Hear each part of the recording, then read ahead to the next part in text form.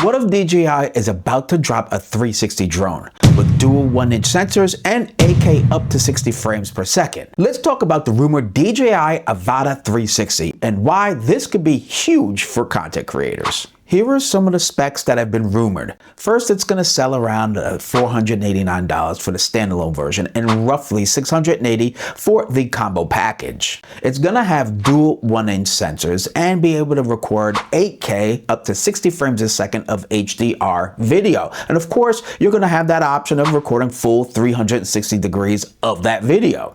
Now, it's going to have two modes, a 360 mode and a single lens mode. Now, don't worry when you're out flying it all over the place because it's going to have omnidirectional obstacle sensing and an integrated propeller guard, which is going to be real nice for pilots like me. Even if half of that is accurate, this is not going to be a toy. This is going to be a serious, awesome, and fun creative tool. From a content creator perspective, this changes the workflow. Imagine flying once and reframing everything in post. Vertical for Reels, horizontal for YouTube, cinematic punch-ins, FPV style motion without committing to an angle. Dual 1-inch sensors means better dynamic range, better low light, and more flexibility, especially for real estate, travel content, behind the scenes shoots, or documentary style storytelling. For beginners, the integrated prop guard and omnidirectional obstacle sensing lowers the intimidation factor, which I'm really happy about. This could be one of the safest entries into immersive drone